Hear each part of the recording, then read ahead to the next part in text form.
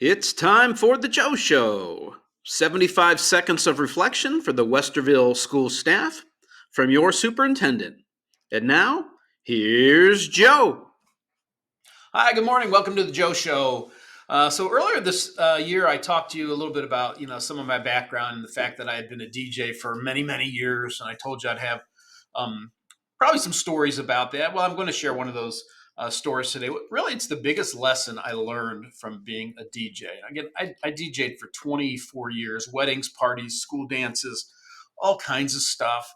I started when I was a student teacher in 1991. I ended after I'd been a superintendent for a couple of years, 24 years later. So lots and lots of gigs.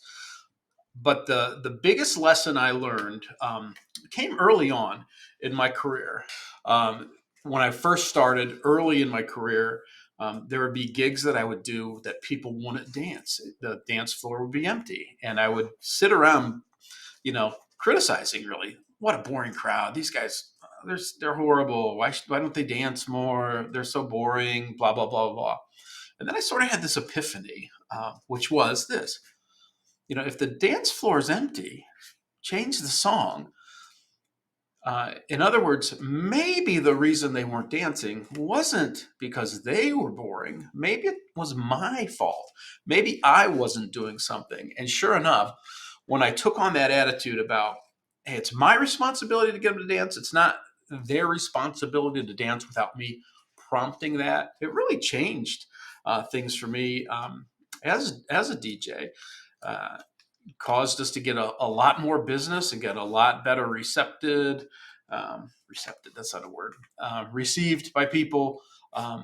We would annually in the Beacon Journal's best DJ, the best of the best, we would always be named the best DJ in Northeast Ohio.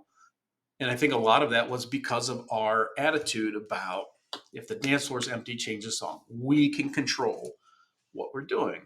And why that's important to me in the role of education is because it's so similar to just about every one of our roles, right?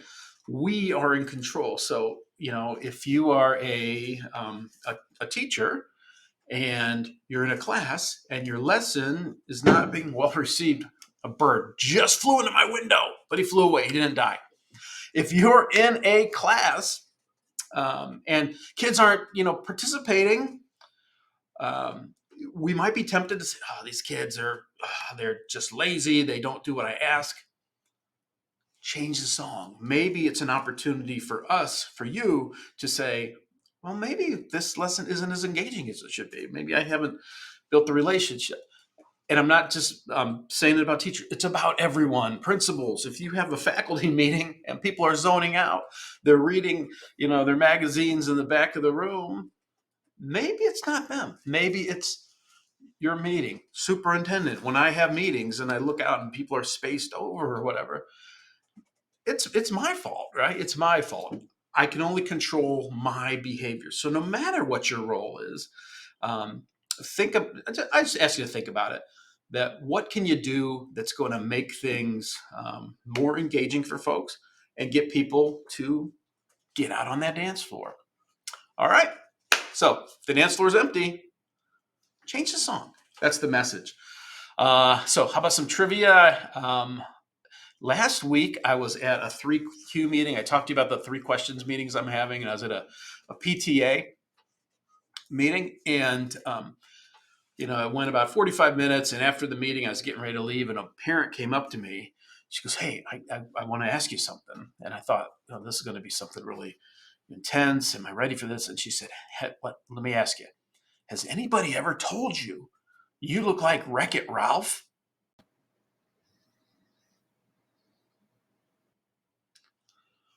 Um, no. The answer to that is no, but I can see the resemblance. I have had people say I look like Fred Flintstone. Yabba dabba doo. I've had people say I look like Jay Leno. Have you ever noticed how, I got these cars I keep in my garage?